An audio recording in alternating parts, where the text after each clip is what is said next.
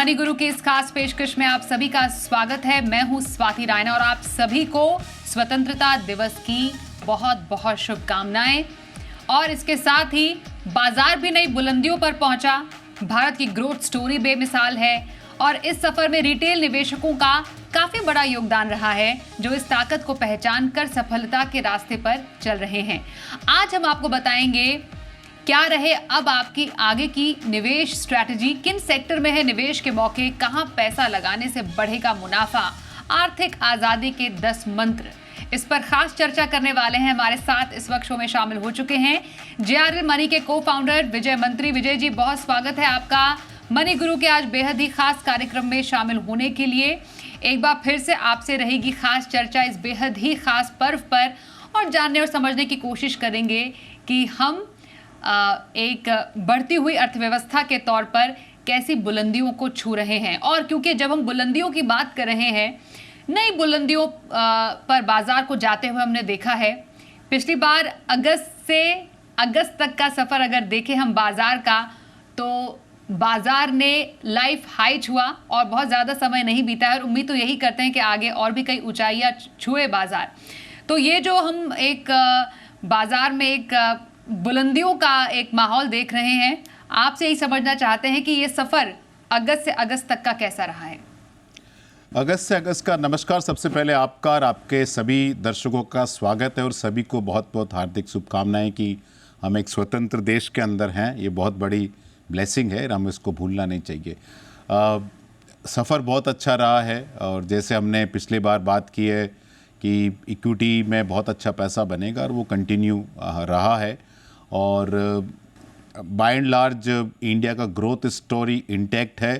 हालांकि रिटर्न थोड़े growth story के पहले इस बार हमको लगता है आ गए हैं, तो आने वाला पीरियड में थोड़ा संभल के रहने की ज़रूरत है शॉर्ट पीरियड में। लेकिन लॉन्ग टर्म स्टोरी तो बहुत ही ज़्यादा मजबूत है और हम इसके अंदर थोड़ा डिटेल में चर्चा करने की कोशिश करेंगे। बिल्कुल। तो यहाँ हम अगर समझें तो एक दौर ऐसा रहा जब हमने सेंसेक्स को 67,000 के पार जाते हुए देखा, निफ्टी को बस 20,000 तक पहुंचने की बस कसर रह गई थी। विजय जी, बस वहां पर अब इंतज़ार है कि कब वो नया स्तर भी छुएगा। बैंक निफ्टी को हमने 46,000 के पार जाते हुए देखा।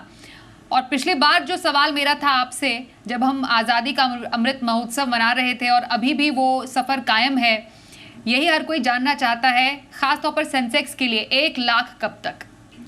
बहुत जल्दी, ज़्यादा समय नहीं लगेगा, लेकिन 1 लाख का आंकड़ा पकड़ के मत रहिए, क्योंकि सेंसेक्स 1 लाख नहीं, 1.5 लाख, 2 लाख, 2.5 लाख, 3 लाख, 4 लाख, 5 लाख अपनी लाइफ टाइम में पहुंचने वाला है। मैंने अपना करियर 1987 में सीए के लिए एनरोल हुआ था मैं, तब बीएसई सेंसेक्स 700 के आसपास था। तो करीब आप देख लीजिए 30-35 सालों में ये करीब 100 गुना के आसपास या उससे ज़्यादा बढ़ा है। तो आप देख लीजिए कि कितना ग्रोथ हुआ है एक लाइफ टाइम में, जो पूरा हुआ नहीं मेरा अभी। तो अगर 700-800 से लेके 65,000 हो गया, तो अभी 1 लाख होने में कितना ग्रोथ चाहिए आपको? तो वो तो अल्टीमेटली आना ही है। वो सवाल नहीं है कि सेंसेक्स कहाँ जाएगा, उसका जर्नी तो ऊपर ही है। सवाल ये उठता है कि रिटेल इन्वेस्टर कहाँ पैसा बनाएंगे। क्या रिटेल इन्वेस्टर वहीं अटके रहेंगे जो ट्रेडिशनल प्रोडक्ट में अटके हैं? हम 60 लाख करोड़ साल की सेविंग्स करते हैं, 50% जाता है रियल एस्टेट में, 15% बैंक एफडी में, 15% गोल्ड में जाता है, इंश्योरेंस में जाता है, इक्विटी में खाली 4.8% ही आता है। और जबकि इक्विटी में पिछले 5, 10, 15, 20, 30, 35 सालों में खासकर म्यूचुअल फंड ने एब्सोल्युटली फैंटास्टिक रिटर्न दिया है। तो सवाल वो नहीं है कि इंडिया कहाँ जाएगा, वो तो तय है। सवाल ये है कि इन्वेस्टर पैसा बनाएगा कि नहीं बनाएगा, बनाएगा तो किस तरह बना सकता है, और नहीं बनाएगा तो क्या करेगा वो। बिल्कुल। तो कहाँ पैसे से बनेगा पैसा, कहाँ पर निवेश के बन रहे हैं मौके, इस पर अब चर्चा की शुरुआत करते हैं। विजय जी, सबसे पहले गोल्ड की बात करते हैं, क्योंकि भारतीयों का गोल्ड के प्रति प्रेम कभी छिपा नहीं है और सबसे ज़्यादा जो खपत है वो भी भारत की तरफ से होती है, चीन की तरफ से होती है। तो गोल्ड में निवेश करने का सही मौका है क्या, ये सबसे बड़ा सवाल अभी निवेशकों की तरफ से। देखिए, गोल्ड ने एक बहुत हिस्टोरिकली अच्छा रिटर्न दे दिया। अगर आप करीब करीब पिछले 95-100 ईयर्स के डेटा देखें तो गोल्ड ने 8 से 9% कंपाउंडिंग रिटर्न दिया है इंडियन रुपी के अंदर। वो मेरे हिसाब से बहुत अच्छा रिटर्न है। लेकिन सब्सटेंशियल रिटर्न गोल्ड का 1970 टू 1980 के पीरियड में आया था, जब दुनिया में इन्फ्लेशन डबल डिजिट था। इंडिया में 15-16-20% इन्फ्लेशन का एक दौर था, वहाँ हम पहुँचे।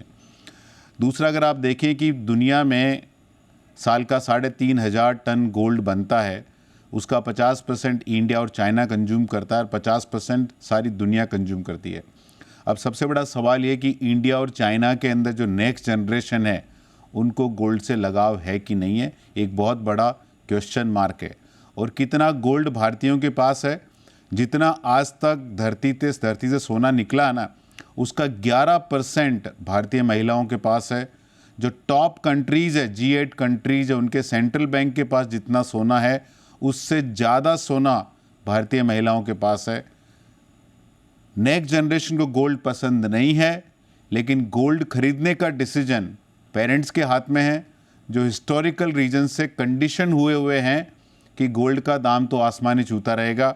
लेकिन मैंने अभी एक छोटा सा आंकड़ा निकाला है कि 1980 से 2023 के पीरियड में BSE सेंसेक्स 100 से 65,000 हो गया, तो करीब 16.2% रिटर्न छूटा BSE सेंसेक्स का। अगर 1947 में सेंसेक्स होता, सपोज करो कोई इंडेक्स होता और उसका 3% रिटर्न आता या 5% आता या 10% रिटर्न आता, तो ₹1 का वैल्यू अगर 1947 से 1980 के बीच में इंडियन सेंसेक्स कोई होता और खाली 10% ही रिटर्न आता, और 1980 से सेंसेक्स का एक्चुअल ट्रैक रिकॉर्ड है, तो ₹1 का वैल्यू आज 15,000 के आसपास होता। अब आप इसको कंपेयर करिए कोई भी एसेट कैटेगरी से। इक्विटी का होल्डिंग पीरियड बहुत छोटा होता है, गोल्ड का होल्डिंग पीरियड फॉरएवर होता है। अगर आप इतना होल्डिंग पीरियड पेशेंस इक्विटी के प्रति दिखाएंगे तो उसके आसपास कोई आ नहीं सकता। तो मेरा पहला सवाल, मेरा आंसर है कि मेगा ट्रेंड, चाहे कोई कुछ भी बोले, मेरी ओपिनियन है कि मेगा ट्रेंड गोल्ड के फेवर में नहीं है, बिकॉज दो बड़े कंज्यूमर है इंडिया और चाइना, वहाँ नेक्स्ट जनरेशन को गोल्ड से इतना लगाव नहीं है। जितना भी गोल्ड में कोई निवेश करना चाहे, एक छोटा 1% ही पोर्टफोलियो का अगर, तो उसमें कौन सा तरीका आपको आजकल के माहौल के हिसाब से सबसे सही लगता है Vijay ji? Sovereign gold bond खरीदें, क्योंकि वहाँ एक तो 2.5% आपको इंटरेस्ट मिलता है, वो टैक्स फ्री भी है।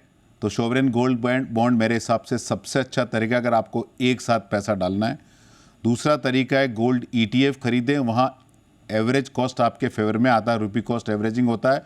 लेकिन गोल्ड ETF में चैलेंज ये है कि उसका टैक्सेशन ख़राब हो गया है, तो उसकी वजह से अगर आप गोल्ड लेना है तो सॉवरेन गोल्ड बॉन्ड लें, या अगर आपको लेना है तो बुलियन और ज्वेलरी ले, क्योंकि वहाँ लॉन्ग टर्म कैपिटल गेन अभी भी है विद इंडेक्सेशन बेनिफिट, तो वहाँ आप पैसा डाल सकते हैं मेरे हिसाब से। लेकिन एक आम हिंदुस्तानी फैमिली के अंदर गोल्ड ऑलरेडी इतना ज़्यादा है। बिल्कुल, वाकई। आइए अब गोल्ड के बाद हम रियल एस्टेट पर आते हैं। तो विजय सर, अब ये बताइए आप कि रियल एस्टेट पर जब हम चर्चा कर रहे थे साल की शुरुआत में, आपने कहा था 2023 में रियल एस्टेट में तेजी का दौर बरकरार रहेगा, और कुछ यही ट्रेंड हम देख रहे हैं। अभी जब हम बात कर रहे हैं इंडिया की ग्रोथ स्टोरी की, तो उसमें रियल एस्टेट कितना बड़ा योगदान दे सकता है? मैंने 2022 में अपना जब 1 जनवरी या फर्स्ट वीक ऑफ जनवरी में हमने शो किया था 2022 में, तब भी मैंने यही बात की कि 2022 is a year for real estate. 2021 में भी यही बात की और 2023 के अंदर भी यही बात है। तो रियल एस्टेट मेरे हिसाब से इंडिया के GDP का 7 से 11% के आसपास है, लेकिन निफ्टी के अंदर उसका रिप्रेजेंटेशन 0 है। निफ्टी 100 में उसका रिप्रेजेंटेशन 0.3% है और निफ्टी 500 में उसका रिप्रेजेंटेशन 0.8% है। तो इंडिया में हाउसिंग का डिमांड रहेगा, रियल एस्टेट का डिमांड रहेगा, लेकिन जो पुराना ट्रेंड है कि एक्चुअल में जाके रियल एस्टेट खरीदना, प्रॉपर्टी खरीदना, वो आप अपना खुद का ट्रैक रिकॉर्ड देख लें पिछले 15, 20, 25, 30 साल का। एक प्रॉपर्टी में पैसा बनाया, दूसरी प्रॉपर्टी में पैसा खोया है। तो इलिक्विडिटी का रिस्क है, delays, fraud, all kind of challenges real estate में पॉसिबल है। और सबसे चैलेंजिंग प्रॉब्लम रियल एस्टेट का है कि जितना लंबा आपका होल्डिंग पीरियड है उतना पैसा बनता है, लेकिन जितना लंबा होल्डिंग पीरियड है उतना उसके अंदर रिस्क बढ़ती रहती है, फ्रॉड की, डिस्प्यूट्स की, ऑल काइंड ऑफ थिंग। तो अगर रियल एस्टेट में मेरे हिसाब से तेज़ी है, उसको खेलने का तरीका डायरेक्ट प्रॉपर्टी ओनरशिप नहीं होना चाहिए। आप उसको पार्टिसिपेट कर सकते हो हाउसिंग फाइनेंस कंपनीज के थ्रू, बिल्डिंग मटेरियल कंपनी जैसे प्लाईवुड कंपनी है, वायर वाली कंपनी है, स्विचेस वाली कंपनी है, इलेक्ट्रिक अप्लायंसेस वाली कंपनी है, स्टील है, सेरामिक टाइल्स है, इन सारी कंपनियों के थ्रू आप ये प्ले कर सकते हो और ये आपको काफ़ी फंड के अंदर अच्छा एक्सपोजर आपको मिल जाएगा। तो रियल एस्टेट खेलना है, रियल एस्टेट को पार्टिसिपेट करना है, ये ज़्यादा अच्छा तरीका है। क्योंकि अगर आप देखो बहुत इंटरेस्टिंग चीज़ है, लोग गोल्ड की बात करते हैं कि गोल्ड में पैसा बना, लेकिन गोल्ड में एक बहुत बढ़िया कंपनी है टाइटन जो गोल्ड ज्वेलरी बनाती है, उसका परफॉर्मेंस देख लो और गोल्ड का परफॉर्मेंस देख लो, आपको दूध का दूध पानी का पानी हो जाएगा। बिल्कुल। तो रियल एस्टेट की बात हमने की, गोल्ड में हमने बात की। एक ब्रेक के लिए रुकते हैं, ब्रेक के बाद जानेंगे डेट और इक्विटी, यहां पर निवेश की स्ट्रैटेजी क्या रहे।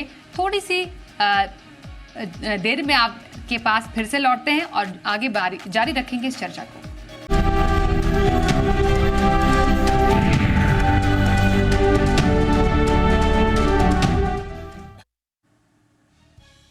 आर्थिक आजादी के 10 मंत्र, मनी गुरु स्वतंत्रता दिवस स्पेशल एपिसोड आप देख रहे हैं। हमारे साथ है जेआरएल मनी के को फाउंडर विजय मंत्री। विजय सर, अब जानना जरूरी है डेट फंड्स के बारे में, क्योंकि हमने जो इस साल एक बड़ा बदलाव देखा वो डेट फंड में टैक्सेशन से जुड़ा हुआ बदलाव देखा, इसलिए इस पर चर्चा करना बेहद जरूरी है। तो अब जानना आपसे हम चाहेंगे कि डेट में, स्पेशली डेट फंड हो गया या फिर फिक्स्ड इनकम है, अगर वहां पर निवेश के मौके आपको अब आगे आने वाले समय में कहां नजर आ रहे हैं? डेट बहुत अच्छी सिचुएशन के अंदर है और आपको ध्यान होगा साल के बिगनिंग में हमने कहा था कि डेट में अच्छा पैसा बनेगा, लेकिन उस टाइम हिस्टोरिकल रिटर्न 1 साल 2 साल के रिटर्न अच्छे नहीं दिख रहे थे।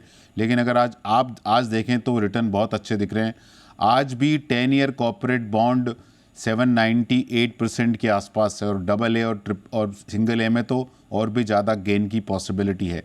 तो डेट म्यूचुअल फंड बहुत अच्छा प्रोडक्ट है। आज की तारीख में इन्वेस्टर को टैक्सेशन जाने के बाद भी उसको अडॉप्ट करना चाहिए, क्योंकि डेट म्यूचुअल फंड की खासियत है कि जब तक आप रिडीम नहीं करो आपको टैक्स नहीं लगता है। एफडी में आपको टैक्स हर साल देना पड़ता है, या जब आप रिडीम करोगे तभी टैक्स देना, तो हर साल आपका टैक्स देना नहीं है, तो कंपाउंडिंग ज़्यादा इफेक्टिव होती है। दूसरा, होल्डिंग पीरियड बहुत ज़्यादा बेहतरीन रहता है। आप 1 साल की एफडी करते हो, उसके बाद क्या करते हो? यहाँ एफडी में आपने 50 लाख रुपए डाल दिया, 1 साल बाद आपको 5 लाख रुपए चाहिए तो आपको 5 लाख रुपए निकालना पड़ता है, 45 लाख का, फिर सोचते हो क्या करते हो। डेट म्यूचुअल फंड के अंदर पैसा कंटिन्यूस बेसिस पे स्टे इन्वेस्टेड रहता है, तो मेरे हिसाब से डेट म्यूचुअल फंड बहुत अच्छा है। और अगर आपको टैक्सेशन का कुछ झमेला है तो म्यूचुअल फंड में इक्विटी आर्बिट्राज फंड अवेलेबल है, जो कि मेरे हिसाब से बहुत अच्छा प्रोडक्ट है। करीब करीब आज 6% नेट 1 साल के ऊपर आपको हाथ में टैक्स फ्री रिटर्न बनता है, उसको एग्जामिन कर सकते हैं। Interesting equity savings fund mutual fund के हैं, जहां आपको 6-7% के आसपास tax free post tax return मिल सकता है अगर आप टैक्सेबल एंटिटी हैं। अगर आप टैक्सेबल एंटिटी नहीं हैं तो डेट म्यूचुअल फंड, खासकर corporate debt mutual fund, credit debt mutual fund बहुत अच्छी अपॉर्चुनिटी इन्वेस्टर के लिए आज की तारीख में हो सकती है। तो डेट में ज़रूर आप थोड़ा इन्वेस्टर दिमाग लगाना चाहिए और ये कंटिन्यूस ट्रेंड रहेगा अगले 3 से 6 महीने में। हमने 2023 में बोला बिगनिंग में कि डेट अच्छा रहेगा और वो कंटिन्यूस बेसिस पे अच्छा है, और अभी आपको 3-6 महीने और मिलता रहेगा मौका। तो अगर आपका डेट का एलोकेशन है तो बाकी जगह के मुकाबले debt mutual fund, equity arbitrage fund, equity saving fund के तरफ आप जरूर ध्यान दीजिए मेरे हिसाब से। ये भी कहा था डेट में कि लंबी अवधि का पैसा डेट में ना डाले, छोटी अवधि का पैसा डेट में डालना अभी फायदेमंद है, वही सही स्ट्रैटेजी वो डेट के उस लिए? टाइम बोला था, लेकिन उसके बाद हमने चेंज किया था क्योंकि डेट का यील्ड बहुत अच्छा इंप्रूव हो गया, तो हमने कॉल लिया था कि अभी आपको लॉन्ग टर्म डेट का पैसा डाल देना चाहिए। तो वो हमने जैसे Feb-March में डेट यील्ड बहुत इंप्रूव हो गए, तो हमने बोला था उस टाइम की 10 ईयर G-Sec बहुत ऊपर चले गए, कॉर्पोरेट बॉन्ड का यील्ड बहुत अच्छा हो गया। तो करीब 6 महीने पहले हमने बोला था इन्वेस्टर को कि आप लॉन्ग टर्म डेट का पैसा जरूर लॉन्ग टर्म डेट फंड के अंदर डालें, और वो हम उसको कंटिन्यूसली मेंटेन कर रहे हैं। कि आप corporate bond fund, long term debt fund में आप धीरे धीरे पैसा डालते रहें, बहुत अच्छा आपका रिटर्न बनने की उम्मीद है यहाँ से। जी, तो डेट फंड में निवेश के कहां पर मौके हैं ये हमने विजय जी से समझा। आइए अब इक्विटी की तरफ आते हैं, जिसपे हमेशा से ही विजय सर बुलिश रहते हैं, क्योंकि लंबी अवधि में इक्विटी ही सही है। अब समझना जरूरी है, पर इक्विटी में कहां पर अभी निवेश करना फायदेमंद हो सकता है, क्योंकि बाजार हाई पर तो पहुंचा ही है, लेकिन उतार चढ़ाव भी हमें देखने को मिला है बाजार में। तो सही तरीका क्या हो इक्विटी में पैसे लगाने का? तो इक्विटी में सबसे पहले मुझे लगता है कि क्या अवॉइड करना चाहिए वो ध्यान दे इन्वेस्टर। स्मॉल कैप में नया पैसा मेरे हिसाब से अभी नहीं डालना चाहिए। स्मॉल कैप के रिटर्न बहुत अच्छे दिख रहे हैं और बहुत इन्वेस्टर स्मॉल कैप में पैसा डाल रहे हैं। आप म्यूचुअल फंड का इन्फ्लो देख लीजिए, सबसे ज़्यादा पैसा स्मॉल कैप में आ रहा है और मुझे लगता नहीं कि स्मॉल कैप में यहाँ से बड़ा पैसा बनेगा। तो हमारा व्यू स्मॉल कैप में पॉजिटिव नहीं है शॉर्ट टर्म में, जब तक या तो टाइम करेक्शन हो या एब्सोल्यूट करेक्शन हो। पैसा कहाँ ज़्यादा अच्छा बन सकता है, जहाँ रिस्क कम है, आपको फ्लेक्सी कैप, मल्टी कैप जैसे फंड में पैसा डालना चाहिए। इस large and mid cap fund वो एक कॉन्सेप्ट है, उसमें आप पैसा डाल सकते हैं, लेकिन कोई भी पैसा इक्विटी में एक साथ नहीं डालें। 12 से 24 महीने की STP करें, सिस्टमेटिक ट्रांसफ़र प्लान। जो आपको इक्विटी में अलोकेशन करना है वो पैसा आप डेट फंड में डालते हैं या इक्विटी आर्बिट्राज में डालते हैं और हर महीने इक्विटीज़ में ट्रांसफ़र करें, क्योंकि अभी जो मार्केट है वो 2024 या 25 की अर्निंग को भी एक्चुअली डिस्काउंट कर रहा है कि 2024 में 13% के आसपास निफ्टी की अर्निंग आएगी, 2025 में 17-18% उसके ऊपर अर्निंग आएगी। मार्केट में अगर ये अर्निंग एक्सपेक्टेशन के हिसाब से नहीं आई तो थोड़ा चैलेंज हो सकता है। लॉन्ग टर्म में कोई फ़र्क नहीं पड़ने वाला, लेकिन शॉर्ट टर्म में आपको थोड़ा झटका मिल सकता है। इसलिए मेरा गुजारिश है इन्वेस्टर से, स्मॉल कैप अवॉइड करें, IPO पूरी तरह से अवॉइड करें। अभी SME कंपनी के बहुत IPO आएंगे, उस पर बड़ा पैसा बनता हुआ दिखेगा, लेकिन हम हर बार देखते हैं ऐसा होता है, बाद में इन्वेस्टर उसके अंदर फंस जाता है। वो अवॉइड करें। वेल मैनेज फंड में पैसा डालें, बट ज़्यादा पैसा फ्लेक्सी कैप, मल्टी कैप में डालें, एक साथ नहीं डालें। एक साथ पैसा डालना है तो बैलेंस एडवांटेज फंड में डालें, मल्टी एसेट फंड में डालें, इक्विटी सेविंग फंड जैसे प्रोडक्ट के अंदर आप पैसा डाल सकते हैं। बिल्कुल। और हमेशा से विजय सर ये सवाल लोगों का रहता है, अभी तो आपने बोला कि स्मॉल कैप में आप अवॉइड करें, सेक्टोरल फंड हो गए, थीमेटिक फंड हो गए, उसके अलावा IPOs उस पर आप अवॉइड कर रहे हैं। क्रिप्टो करेंसी पे अभी भी आपका स्टैंड वही है? हमेशा से हो रहा है वही है। क्रिप्टो को आप एक्चुअली भूल जाएं। और एक मैं बोलना भूल गया कि आप इंटरनेशनल इन्वेस्टिंग थोड़ा इतना ज़्यादा नहीं करें। नैस्डैक फंड में रिटर्न नहीं आने वाला है। हमने साल के बिगनिंग में बोला था कि Nasdaq is not a great idea, 2022 में ही बोला था, लेकिन 2022 में तो करेक्शन हुआ था। 2023 में Nasdaq turn out to be one of the best performing category.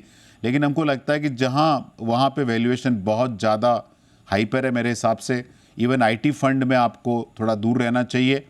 तो मेरी ओपिनियन है कि नैस्डैक फंड को भी आप थोड़ा अवॉइड करें, US फंड को भी थोड़ा अवॉइड करें, क्योंकि वहाँ ऑलरेडी PE मल्टीपल बहुत ज़्यादा है।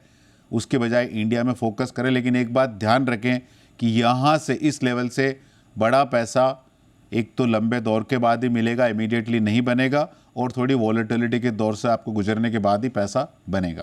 लेकिन उससे घबराएं नहीं की जरूरत नहीं, और इंडियन ग्रोथ स्टोरी पर, घरेलू बाजार पर ज्यादा भरोसा करने की जरूरत है।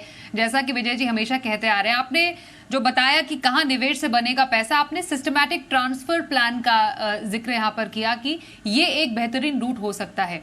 लगभग कितना एक अवधि एक निवेशक को देना चाहिए STP के लिए, किस तरीके के फंड सही रहते हैं विजय सर, ये समझना जरूरी है। और इक्विटी रिटर्न एक्सपेक्ट कितना करें, और मानिए कितना रिटर्न आता है, उसके ऊपर अगर रिटर्न बनता है तो ऐसे प्रॉफिट का इस्तेमाल किस तरीके से निवेशक को करना चाहिए, कई बार ये भी इन्वेस्टर्स को मालूम नहीं होता।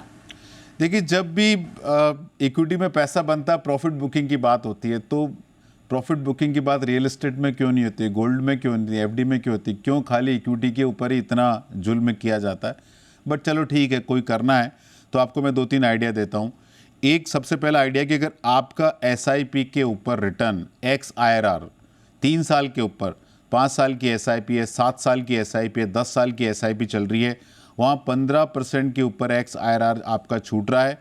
तो एक्सेप्ट लास्ट 1 ईयर, क्योंकि 1 साल में तो आपको एग्जिट लोड या शॉर्ट टर्म कैपिटल गेन लग सकता है, वो छोड़ के आप बाकी पैसा निकाल के कोई स्पेसिफिक लायबिलिटी अगर आपकी है, आपको हाउसिंग लोन देना है, कार लोन प्रीपे करना है, वो आप इस्तेमाल कर सकते हैं अपनी लायबिलिटी कम करने के लिए।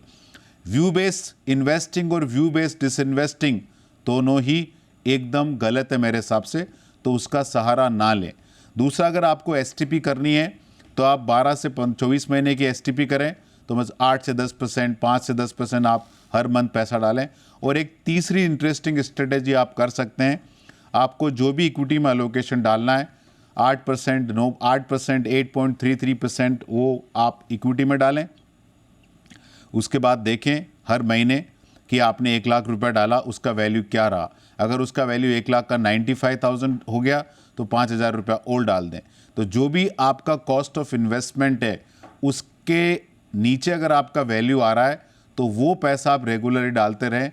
ऐसा करने से आपकी एवरेज कॉस्ट कम आएगी और आपका ज़्यादा अच्छा पैसा बनने की पॉसिबिलिटी है। तो ये आप स्ट्रेटेजी अडॉप्ट कर सकते हैं।